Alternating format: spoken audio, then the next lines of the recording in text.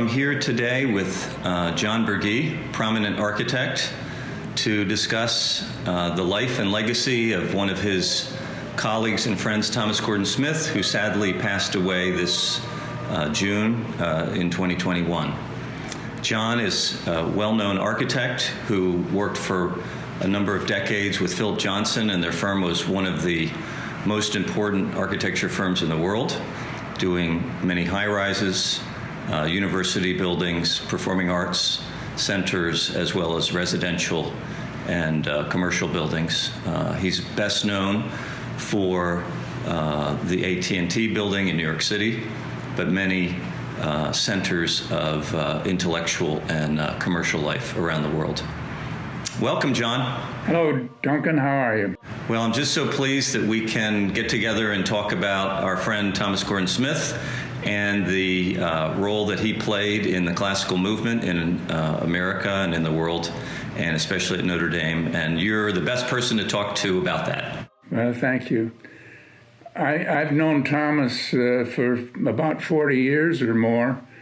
I first met him in Venice, actually, at the Venice Biennale, when he was participating with a number of other contemporary architects at that time with the Strada Novissimo. It was a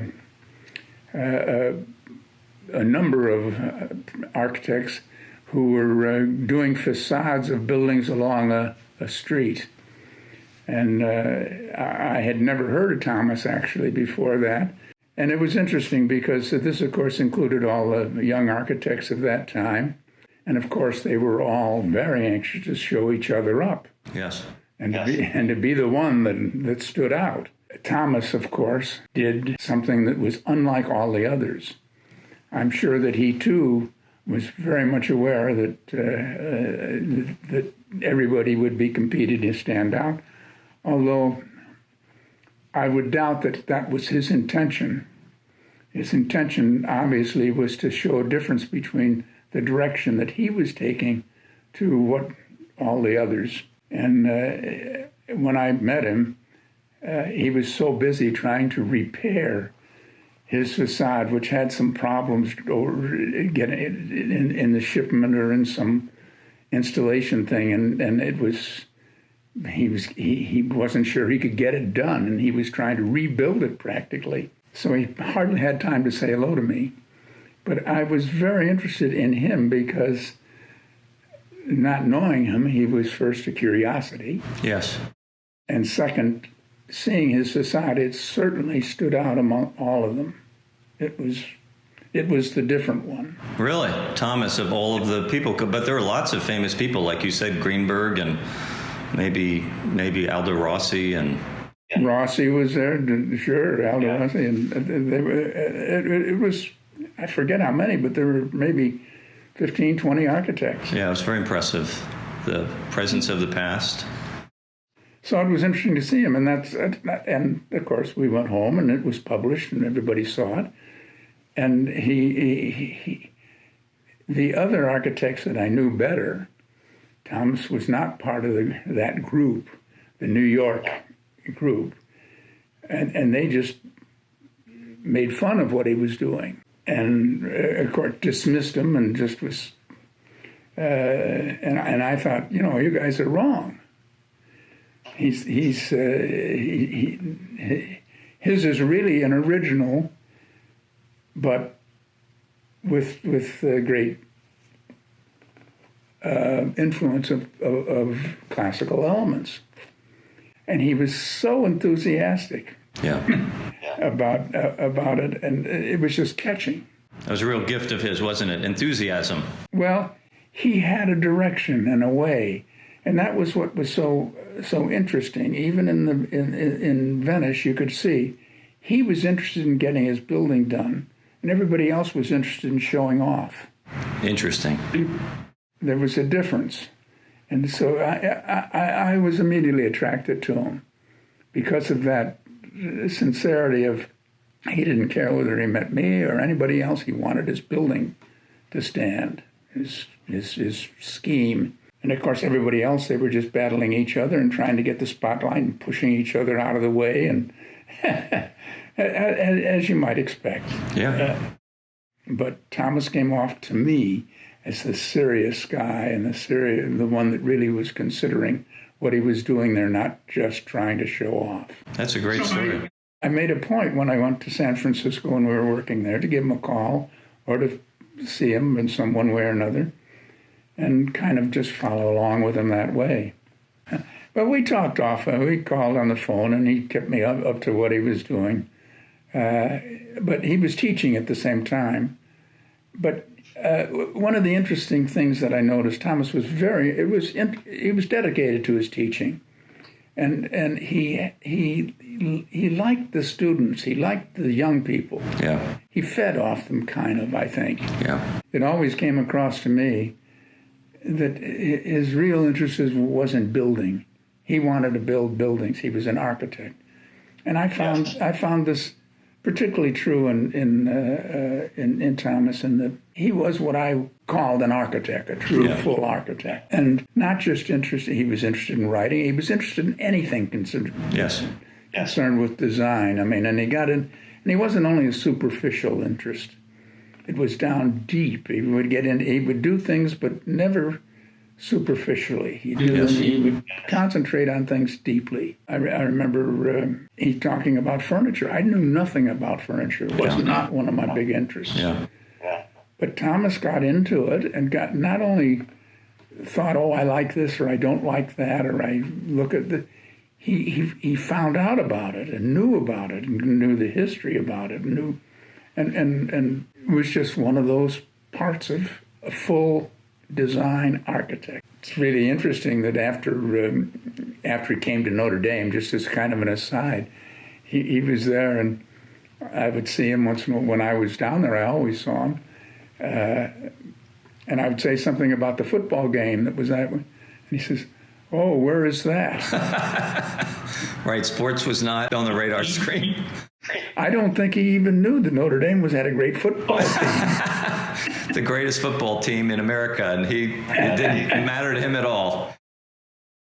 But he loved Notre Dame. He certainly loved coming here and being part of the architecture school and refounding it. Why is that? What drew him here, do you think? And why did you support him in coming? The provost asked me about possible people to take the lead in the architectural school at Notre Dame, and I mentioned that I knew a few people. One was Thomas, and Tim O'Mara, who was the provost at the time, said to me, "Oh, he's one on my list." Really? Yeah. And I said, "Well, if you have a chance to get Thomas, I said, I don't know that he would come to South Bend. He wants to practice." And I said, "If you can get him, get him." I would leave everybody else out. I wouldn't even talk to other people. Wow, that's amazing, John. I felt that strongly about it because, to me, Notre Dame, all architectural schools at that time seemed to me to be floating and looking around and not really having a serious direction of any kind. It was, and I was on the board at Notre Dame, so I said to Tim, if you can get Thomas to come to Notre Dame, that would make the school. Wow. And he came back to me sometime after that and he said, he teaches a certain direction of things. Yeah. He isn't. It's not exactly what we've been doing. I said, exactly right. That's why you want him. Wow. I said, and to me, the real reason was that of many architects that I knew at the time, I knew people even at Harvard and Yale and Princeton. I'd lectured at all three places at one time or another. And I said, Thomas is the true scholar. Mm. I mean, the others are architects that are known, some of them, and some of them are good teachers, and some of them are, Thomas is above that. He's a scholar, and he's a builder. I said, when you get both, that's so unusual. It is, John, totally unusual. You jump at that chance. You don't hesitate. And I must say, the administration at Notre Dame, Tim O'Mara, as I said, was the provost at the time, kind of took a deep breath and said, okay. And Thomas ended up as the head of the program. Was it a big risk for them to do that, to pick this architect scholar? It was an unknown. And anything in academia, I found out in all my things, especially in the administration of academia, anything different is a big risk. Yeah. Anything different. The idea of the administration is naturally, and it was at Notre Dame too, it was strictly to build the academic reputation of the institution, but it was also to avoid trouble, and it was this delicate balance that change means trouble to administrators. It meant they would have to defend themselves. Yeah. And Thomas's direction was so far different than what was happening everywhere else in the architectural educational profession. Certainly. As well as the practice. Yeah. That it was a huge leap for them. Huge. And I could understand that everything he wanted to do was to avoid trouble. Yeah. But he went ahead. And Thomas was available. It didn't take a lot of talking in. As I understood it, he just really he came. And yeah, why was it? Why he was practicing in Chicago? He was teaching a little bit. He was doing his Vitruvian studies. Why bother come to Notre Dame, which was not? It's a great football team, but it wasn't that well known as an architecture school. Oh, it was not known at all as an architectural school. And I never thought he'd come. I knew he was not very happy at Illinois, at Chicago campus. And there was a dead end there for him. Yeah. And as far as academia was concerned, there was no place for him to go. Stanley Tigerman was not going to help him in any way. Okay. So it just he made the change. Yeah. And of course then all hell broke loose. Yes, tell us about that. Those first years, what were they like? Were they less than smooth sailing? Tim O'Mara's confidence in hiring thought that he'd just hire a guy and put him in a job, and it would go away. Right. That it wouldn't be. But such a difference in program. Once the faculty found out that Thomas was going to change the program into a classical program. Yeah. There was no classical program. Nobody knew where to look to see. Well, what is he talking about? They didn't, and of course the faculty all feared we're all going to get fired. None of us are classicists. Yeah. And so they immediately ran to the provost office and complained, what did you do? What are you doing to us? Why did you do this? It was, and it was quite a rocky period. Yeah. And I understood it. Yeah. If Thomas had come to me and said, well, I want you to teach a class over here, I would have said, Thomas, you're kidding me. I haven't got the slightest notion of how to go about doing it. And I said, I'm not a professor, but I can understand how they're... Yeah, it's hard, yeah. They're in that position that some of them for most of their career. And then suddenly they're told that everything they've been doing is going to change. And they would have to change their approach. It was a tough thing on both sides. Yeah. It was very hard for Thomas. I mean, I was with him through part of that period whenever I'd see him out there. And he would agonize about, they don't understand. They don't. And I would say, Thomas, you can't expect them to. Right. No. It's not, you're not going into a group just like you. First place, there isn't anybody just like you. Very unique. And so we'll just have to tough it out. Huh. And he had such a wonderful personality of a humility. I don't mean humility of being a patsy.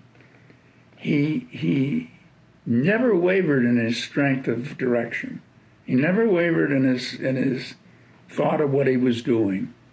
I mean, all of us at some point lay down and think, is this right? Am I going to?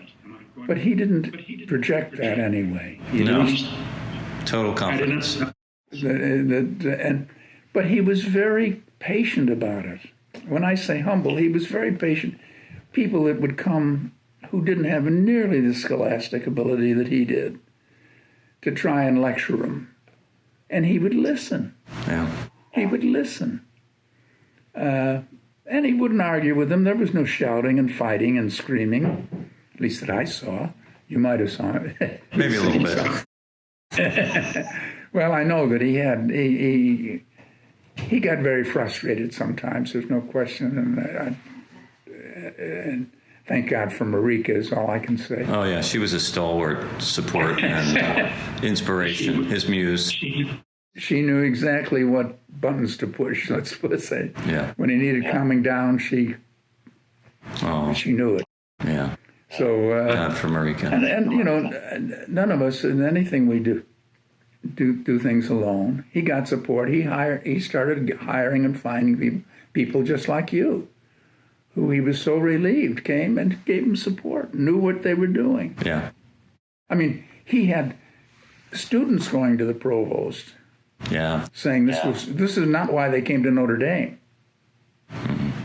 Nobody, you see, there was no classical school. There was no classical. It wasn't a place. It was so isolated and so out of the direction that architecture had been taking. Modernism took over the world. International style was named by Hitchcock, I guess,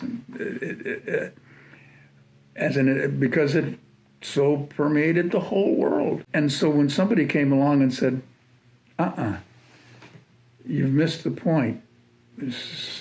And now it would be easy to take a single individual like that and put him aside and just say, oh, he doesn't count.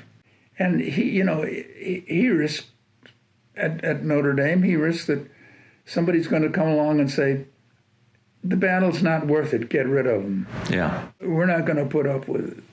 We're hearing bad things from the students, bad things from the faculty.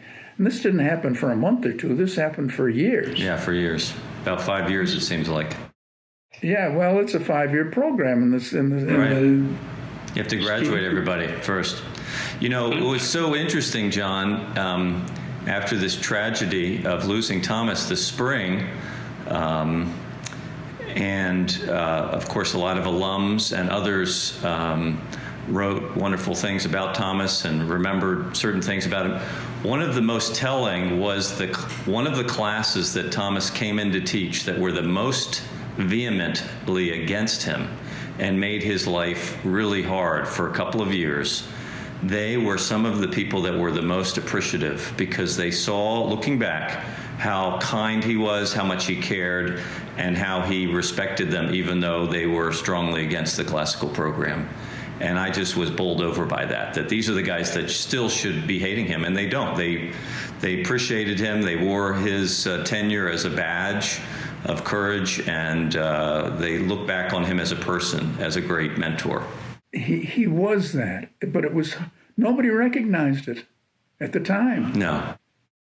I don't remember people in the school even saying, there was nobody in the school that said to me, gee, this is great. We've got a wonderful program and it's going very smoothly. I remember the fifth year class that graduated, And I said to Thomas one time, I said, finally, Thomas, Yeah. now they're all yours. Right. The one thing that showed in the end, though, it took a few years, but in the end, they had every student that graduated got a job. Yeah, that was amazing. But when they heard the success of employment and that there were employers that outnumbered the graduates that would come to a job fair, I mean, that just doesn't happen. And they weren't only jobs in classical firms. There were jobs, good firms. I mean, and good jobs. I may have told you this story before, but I remember in a faculty meeting there was a report of a Notre Dame alumnus who told one of the faculty, she said, "I will never hire a Notre Dame grad." Why not? Because of the classical program. It makes them unusable. They can't work for me. They will be terrible. And then I heard a couple years later, she hired one of the grads and said, "Oh, my mind has totally changed. They were the best person I've ever hired before. I want to keep hiring Notre Dame grads." Well, I heard from many other firms who had hired Notre Dame people, and I'd say, "Well, how are they doing?" They used to brag about it, actually. They'd tell me, "I hired one of your guys." They knew I was connected with Notre Dame. They said, "We hired," and I said, "Well, how do we?" "He's terrific." Yeah. They would say.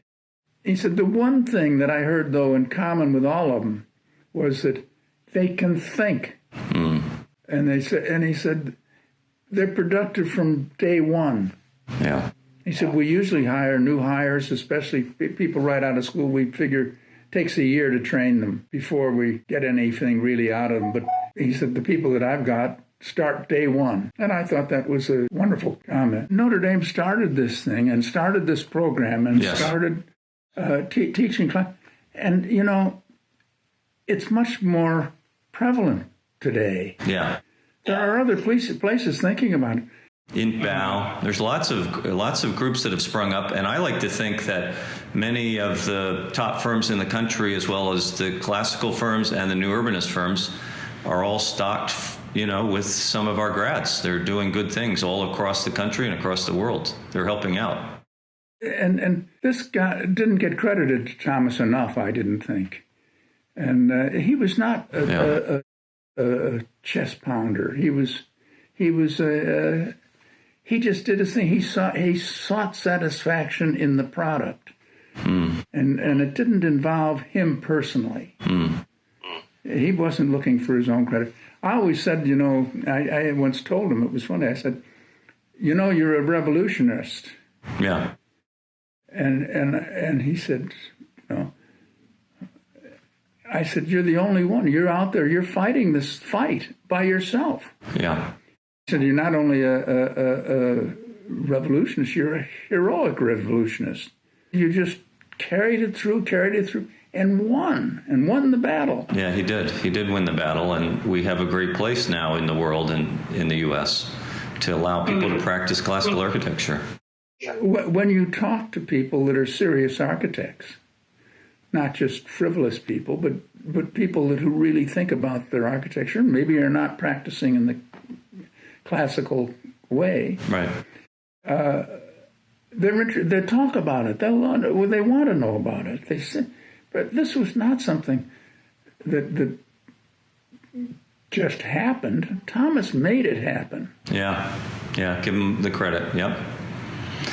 It was very hard. It was an uphill battle. And, he wasn't only not appreciated at his own school in the beginning, but he wasn't appreciated in the profession. Right.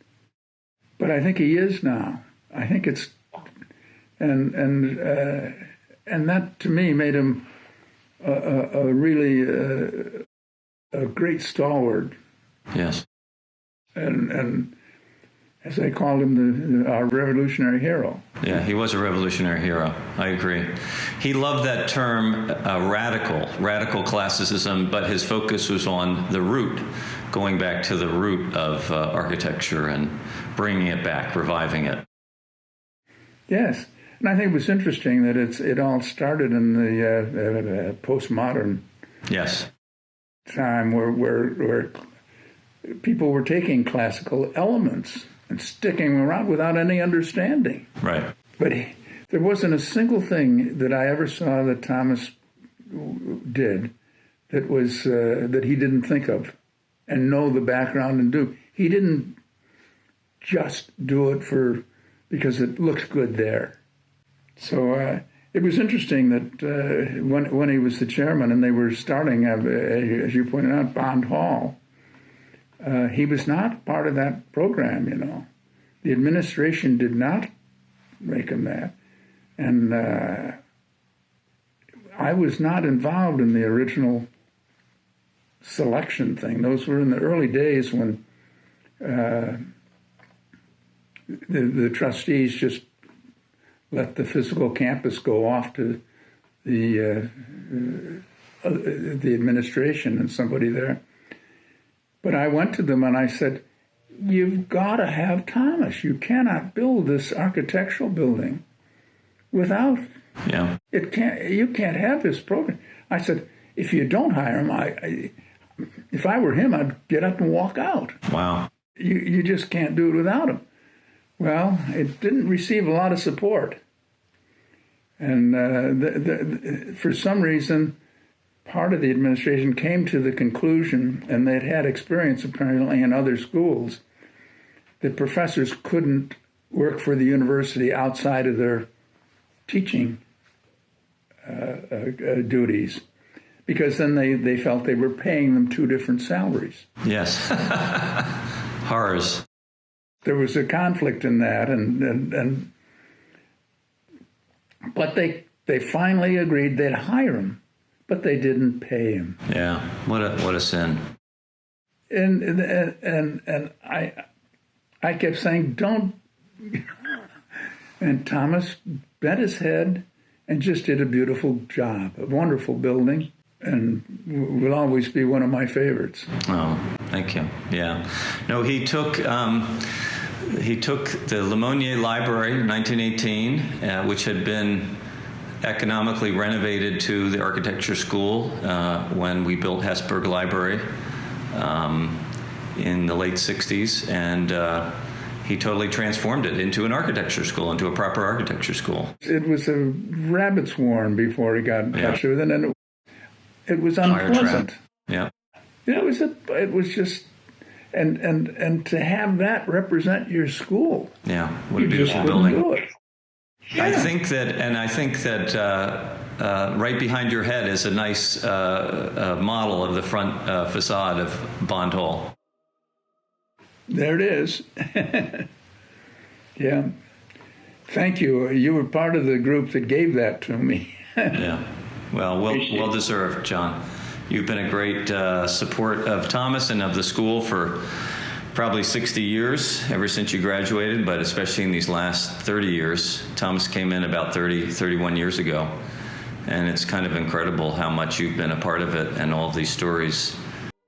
So how do you think he managed to create a new school of architecture, a new program in classical architecture at Notre Dame, which is one of the older schools in the country, and at the same time have a small practice and design houses and public buildings, and then renovate the architecture school, Bond Hall, and write a new publish a new edition of Vitruvius, 10 books of architecture? How did he manage to do all that at the same time? Well, that's what I said when I first knew him. There's a man that was a true scholar, and he devoted his total effort to it. He had no other places. He was working on those things while we were watching football games, I guess. Well, it's a great legacy, the academic, the scholar, the practicing architect, the author. How do we kind of define his legacy? How should we remember him? Well, I think, in my estimation, he exemplified what an architect should be, and he was not only a scholar but a humanist, a person that really loved other people and how they lived. He was truly interested in improving the way we all lived. and improving the environment, improving cities. I think he had a greater effect on the architectural direction of this country and of the world than anybody that I knew. You know, you can take people like Mies, the Bauhaus, they weren't. They call them an international style, but it was the same style applied internationally. Right. It wasn't. It didn't grow from anything except one guy or one school. Yeah. I think it has not progressed as over time the way classicism has. And Thomas moved classicism, which they had been interested in ridding themselves of getting out. And Thomas brought our architectural tradition back into everything man has built. And I think he had a great effect on the architectural community. Beautiful, John. What do you think, just last words, what do you think Thomas would like us to do? We've lost him. He's a great memory. He's a great mentor. What do you think he would like us to do in our own ways, in our own parts of the world as architects and artists and builders? What do you think he would recommend? Well, I think he recommends the furtherance of the program that he started with, and the dedication that he gave to it. I mean, if architects would model themselves on his direction, on his fortitude, I think we would move forward. Well said. Thank you, John. Well, it's a great honor to talk to you about our friend and my mentor, your colleague, Thomas Gordon Smith, and it's an honor to know you, John Burgee, and your great legacy as well. So two great architects, Thomas Gordon Smith and John Burgee, and wonderful legacy at Notre Dame and around the world. Thanks so much. Thank you, Duncan.